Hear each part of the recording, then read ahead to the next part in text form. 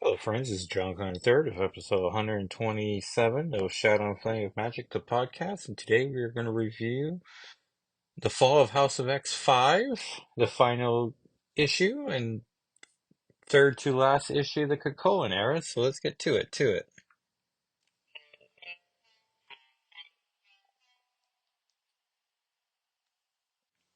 And this is brought to us by Jerry Duggan, the writer. Artists are Lucas Wernick and Stefano Castle. Color artist is Brian Valenza. Letterer VC's Travis Latham. And associate editor Lauren Almero, editor Jordan D. White, and editor-in-chief C.B. Sabowski, and a slew of variant covers. And this is what came before, in case this is your first issue. The war for mutant survival rages on as the anti-mutant organization Orcus levies wave after wave of assault on mutant kind and their living mutant island Krakoa, in the hope of wiping them off the face of the earth once and for all, a goal that is closer to reality following Nimrod's unveiling of his secret weapon Sentinel City, armed with a weapon array to wipe out all life on Earth, leaving AI as the only survivors. In a desperate bid to save his people, Professor X has made a deal to do Orcus's bidding in the hope of buying leniency for the remaining mutants. Betrayed by Xavier's decision, the X-Men have turned their backs on him and remained defiant in the face of extinction, choosing instead to continue to fight Orcus across the multiple battlefronts. The X-Men even dealt a critical blow to Orcus by transporting the Sword space station into the rising Sentinel City satellite to delay the detonation of its weapon array. Now, the elite strike force has entered Sentinel City in order to halt repair efforts and bring down the weapon of mass destruction for good. But Nimrod and the rest of the AI aren't about to let victory slip through their fingers. And the issue opens up with a Nimrod quote: "We have woken up and now wonder, how hard will we fight for their survival? Or is this finally the day that you accept your fate?" This war began like they always do, with perversions of the truth. The Orcus protocols were enacted when Krakoa was announced to the world. They were meant to be means of combating so-called mutant supremacy. The humans were simply short-term partners in Orcus. Nimrod and the artificial intelligence want everyone dead. So we're just a recap of everything that came before with Fenris, not Fenris, Fei Long and Dr. Statius working together. Right now they're winning with Logan trying to fight Nimrod. The battle to save life on Earth shifted off planet where the machines have built a weapon to burn away Earth's atmosphere. Fortunately, the X-Men had brought a sword. And we see Nimrod's like oh yeah, and so the issues don't take place in various different locations. So on Earth, Nimrod's fighting Logan. In New York City, Emma's fighting with, and in Washington D.C. is Polaris.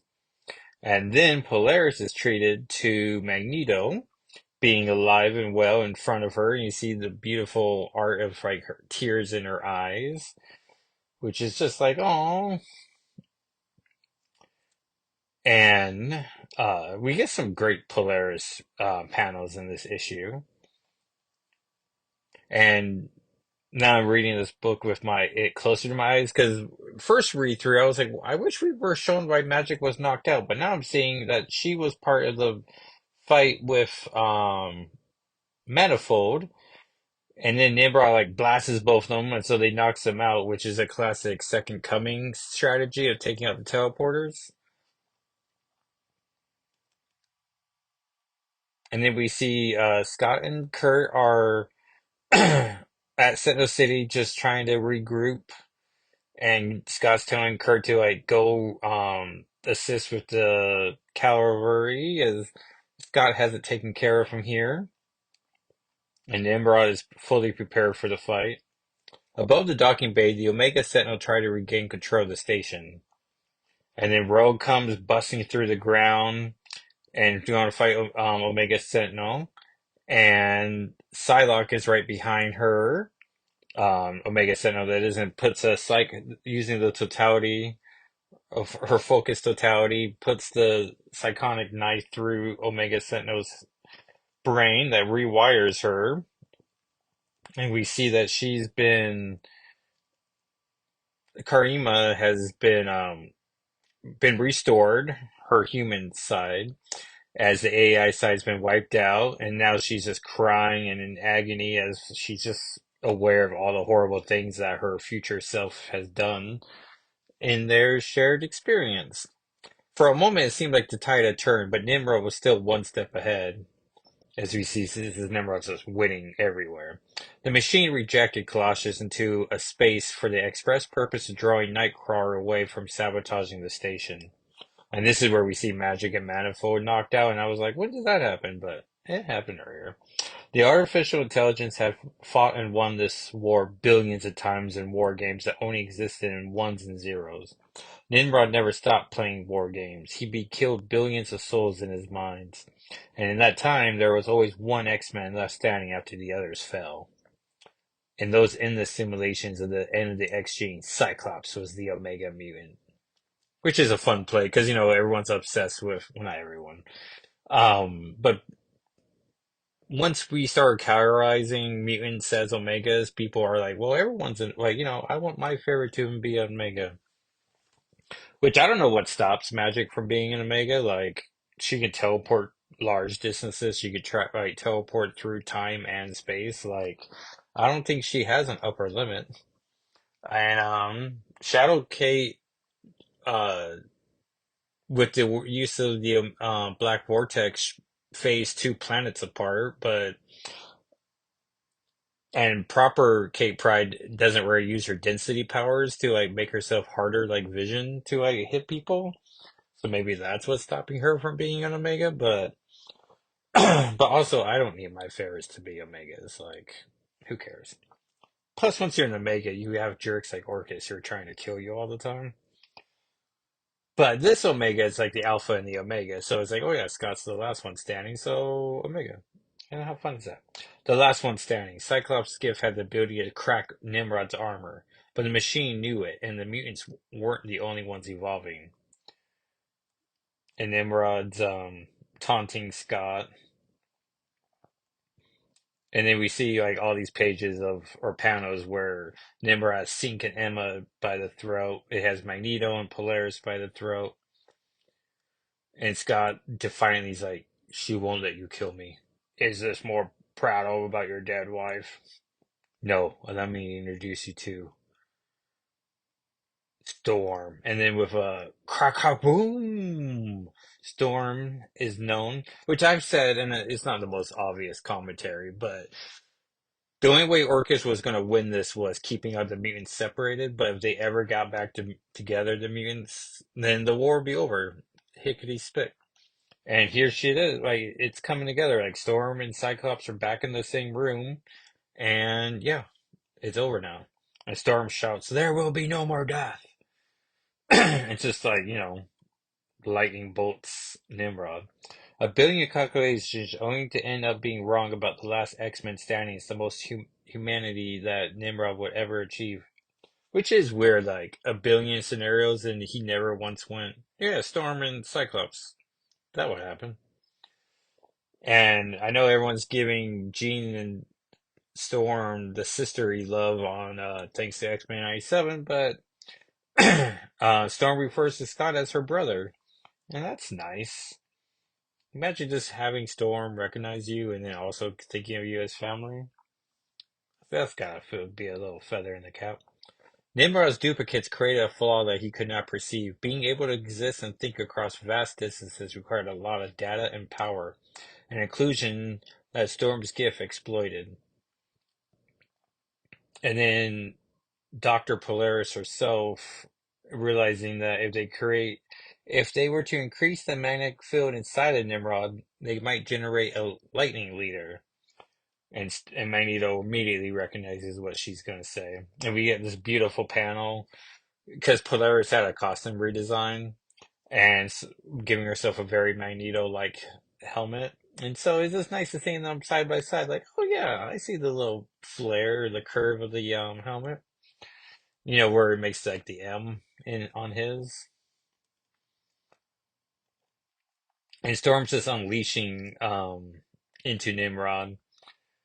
And then Monet's bringing Omega Sentinel to the fight, I guess, so that she can maybe talk sense into Nimrod, but it doesn't work. And then Cyclops blasts a crack in Nimrod's armor, and then she just Storm just like shoots even more lightning into it, into Nimrod, and then trying to see the name here. And so then Magneto and Polaris are creating a oh yeah, he's making a negative field and she's creating a positive field, which makes a Lorenz force, which is like sure, good job, Duggan. And then we get a panel that I love seeing every time, where is Polaris winking at Daddy Magneto as their plan's working, as they create a magnetic field. Had Nimrod survived, he would have had a lot to ruminate on. The storm that Nimrod faced even wiped out the duplicates of himself he hid from combat. Which is a fun way of being like, hey, when we end this on X-Men 35 or Uncanny X-Men 700, you decide, like, we are done. Like, all Nimrods are done. Like, even the secret ones, there's no chance of, Nimrod 2918. Oh, I should have said 2819, right, for Green Lantern. Um, any hardcore Green Lantern fans? Um, like we're just done. And as we have seen, we're getting silhouettes for August already. Like we know there's no sign of Nimrod, and I can only imagine Nimrod, Mariah McTaggart, like Rasputin the Fourth. Like I'm sure these characters are gonna be put on the shelf for a while, as they're just not gonna make it. I don't think. Like like things that were very unique to the Krakoan era or defined the Krakoan era, like I'm pretty sure that we're going to put those things away. Like they're just, they've served their time, and we're now we got to distance ourselves. And then, which I wrote my thoughts on the solicitations on my blog, shadowandflamewithmagic.com. I'm trying to do more since I'm on Twitter so much at Jacko SIII. I've been doing Twitter projects and then putting them all on the blog for posterity's sake. And so, like I review, like currently I'm reviewing Brian Michael Bendis's Last Will and Testament of Professor X on Twitter, and then once I get all the 6 parts done, maybe it's 8 parts. Um, then I conclude them all on the blog, and so just trying to make that content. So appreciate anyone who still reads the blog. Really appreciate it. I get good visitorship to it. So and every so often the Jetpack app is like, your stats are booming. I'm like, oh really? And I'm always like, oh that's nice. People are doing it. And then we see Nimrod just breaking down and collapsing and melting everywhere. And then Omega Sentinel apologizes. Oh yeah, no, I'm sorry. Karima is apologizing and she's stating I believe she's sincere. Like, yes, we got Karima back, and I've been an Omega Sentinel fan since the Mike Carey run of his X Men before it was X Men Legacy. But also, if you were fans of Facebook's Avengers Alliance game, which I was completely addicted to, and if it was for that game being shut down, I probably would be super addicted to it still, like I am Marvel Strike Force. But that one I am just down to like I play my 3 times a day. But I guess the saying that's like, yeah, but you make sure to play on those 3 times, right? Like I do indeed. But if you do play and you want an alliance, there's Kitty Pryde and the Shadowcats that can definitely use any new um members. And I never kick people out, but the alliance system is like, if you're inactive for 7 days, it kicks you out. So, if that happens, come on back. Storm and Scott come back to The rest of the X-Men, which is Colossus, Logan, Mega Sentinel, Karima, Monet, Gambit, Rogue, Psylocke, Kurt holding magic, and then in his tail is holding the Soul Sword, so that's very sweet. And then Manifold's going to teleport them away as Sentinel City explodes. And then we see Nimbra had so completely subjugated Orchis that without him it simply ceased to exist. So we're like finalizing everything. And so you see the Stark Sentinels just collapsing. Orchis was dead, and Xavier was a living ghost in its halls. And we get to my favorite page and Xavier says, "Good for you, Scott. I never doubted you." Which is like, oh, I don't know, you made a deal with Orchis and then blew up um, that human space shuttle. And then we see the door that's right behind Xavier get kicked off his hinge by Shadow K with, that's right, y'all, haven't been seen since X-Men 32, Lockheed. And Shadow K's hanging out with Miss Marvel. Could have sworn I heard. Never mind. And Miss Marvel says, "Come on, Xavier's not here, and this place gives me the creeps, graveyard vibes." I like the idea about how Kate could have easily just phased them all through the door, but sitting like kicking off the hinge shows that she's able to kick off a metal door from its hinge. So A, awesome, and B, when someone ever comes by the space shuttle or space station to clean up or repurpose, they're going to be like, "Oh man, someone kicked this door off the hinge." That's got to be here too. Charles Xavier had a long history of making people see what he wanted, or not see what he wanted. So if you're collecting all Lockheed appearances, you're definitely going to want to get Hall of the House of X5, which I wanted to buy this. There's a great variant cover. Let me look up who did it. Nakayama made a connecting variant, but I don't care about the connecting variant. But this one has Pirate Captain Cape Pride in it, so I'm just like, well, that's the one. If when I buy this for the collection, that's the one I'm going to want. He hunted for the destruction of the. Oh yeah, he's hunted for the destruction of the Frigate Agnew, which is a horrible name for a space shuttle. But nobody knew the truth yet, and Xavier was not ready for his game to be over. But also, Xavier just stopped. But we get Lockheed in three different panels here, which is pretty great. Because X-Men 35 is going to be the last issue, so it's been three solid issues, which as a Lockheed fan are very long months of no Lockheed. And then we see Manifold has teleported. Oh no, we're mid teleport, and um, what's this? Oh yeah, Manifold introduces Cyclops to Lactuca,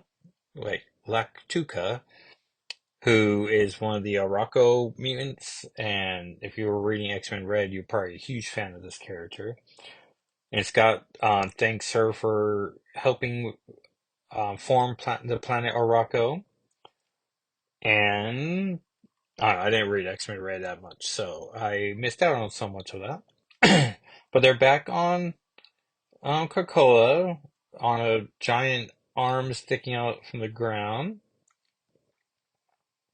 So now we're going to explain why. Oh yeah, we see Apocalypse on Krakoa. He's been bringing it back to life. Um, so it's like, well, shoot, now we got to explain why they're not living on Krakoa then in 35.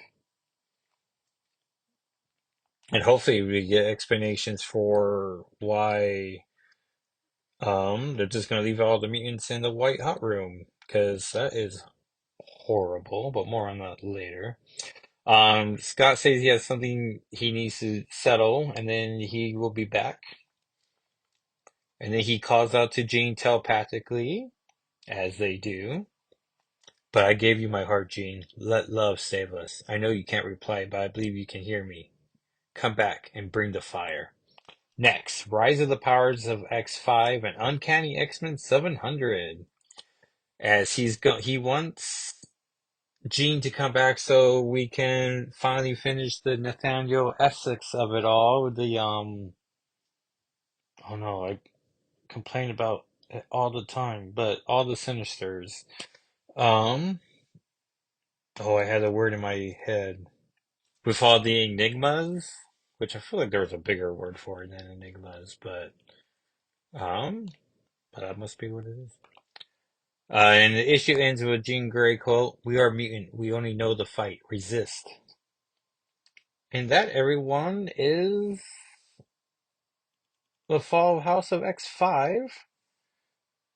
So let's see what else came out last week. So Blood Hunt 2 came out, which if you're on the hashtag Magic Watch, um, she's not in it. So, but Miles, which I guess spoilers for Blood Hunt, but Miles Morales got delayed or bit and delayed transform into a vampire. So, and in the August Slits, they're doing a Blood Hunters, which is a very clever sequel title to Blood Hunt. And Miles still appears to be a vampire, so that's happening. What else came out? Oh yeah, X-Men 97 3 came out, which is bridging the 92 series season 5 to the new show, and Ultimate Black Panther 4. I must have missed that one. And then coming out this week,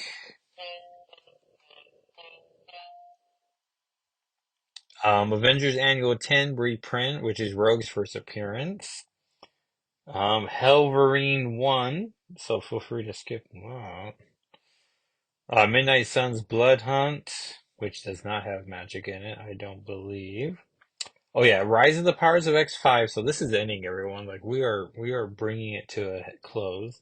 Scarlet Witch and Quicksilver 4, which I hear good things about. Ultimate Spider-Man 5, which I know people are raving is the best, not only best Spider-Man comic, but best Marvel comic on the shelves. But I mean, I don't know. As I believe Ultimate X-Men is the best Ultimate title, I don't believe the Ultimate Spider-Man hype. And I read the first 3 issues, and then I was like, oh, all right, I get it. I get it. Um, and then Wolverine 50, which should be the final issue, and we all know Logan survives it. So, Sabretooth the finale, or Sabretooth War the finale, but spoilers, Logan survives it. Oh, and the X-Men wedding issue, where Destiny and Mystique renew their vows. And the preview pages look fun, and I like how people have been noticing Captain America's been there, and how he skipped many different super mutant weddings, and famously the North Star wedding, and he did not show up for the Pride Rasputin turning into the LeBeau wedding. So, but once he hears Mystique and Destiny are getting married, he's like, I'm going to be there for that. So, we will see which one's the headlining comic, but ideally, well, I say that, but yeah, if Magic nor Shadowcake are in either one predominantly, we're going to have to get back issues, which I'm excited about. Um, Mostly as I don't really have an excuse to use the podcast handles at SNFWM on either Instagram or Twitter. So, for whatever reason, I'm just like, well, I don't want to use current day comics for those. Like, I'd like to regrow interest in it. Which speaking of which, if you follow me on Twitter, like a couple months ago, I did a whole Lockheed Krakoan read through, and then I went back and read all the Cape Pride ones, which lots of overlap. But as I was under the impression, I had to like try to squeeze in as much Krakoan content as possible. Um, I was like, let me just read this stuff, and then so I did that. I took like a month off, and then I was like, well, let me start reading the Magic stuff. And then Magic on Twitter got a lot more responses than the Shadowcake ones, but also maybe I'm just better writing at it now, or also maybe the work putting in with the Shadowcake got me up to more followers, and now the Magic people are like, hey, you're doing the thing. Like I am. So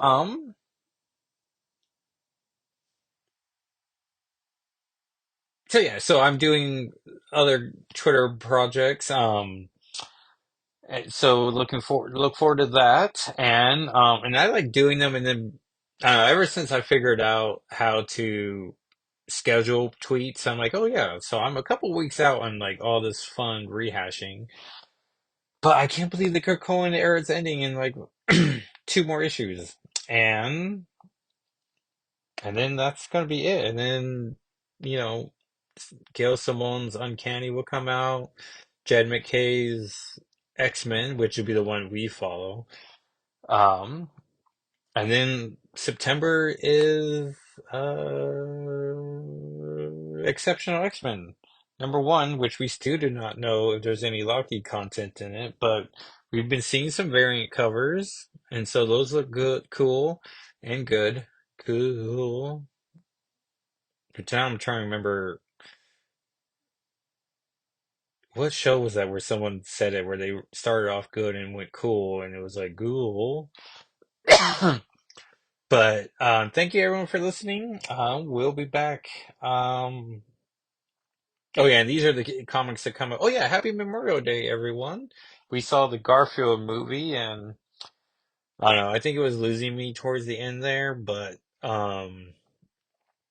it's a silly romp. So I was picking up some Easter eggs and was like, all right, this is fun. But then we saw the which I purposely avoided it, but the Breckin Meyer Bill Murray first Garfield movie, and I don't know, it had some charm to it where I was like, all right. Um, I don't know, they even play Odie's Wiener Schnitzel dog, and I never got that impression from Odie, but maybe it explains his long body. But anyways, I've kept you long enough. So thank you everyone for listening. Feel please subscribe and listen and leave reviews. It all helps, and maybe just ask a friend to listen. Or if someone shows you a YouTube video, like be like, "Hey, buddy, let me hold your phone," and then quit watching that YouTube video and go to their Apple Podcast and subscribe. Man, that was a complicated scheme, but why not? Anyways, because it's wrong. Don't do that. But thank you everyone for listening, and I'll talk at you next time. All right, everyone. Bye. Oh, I didn't promote the YouTube channel. Jacko SII. And I think I'm almost ready to launch this project I have in my head that I've been wanting to do for a while. And I don't know what day to release the new episodes of it, but um, because like ideally I'll record them on Tuesday nights, but then I maybe don't upload them to Thursday because I like to keep Wednesdays for New Comic Book Day. So, don't want to get washed out in that. So I'm I think voicing it aloud, maybe this will get me to finally be like, all right, buddy, do it. Well, so look forward to that. All right, everyone. Bye.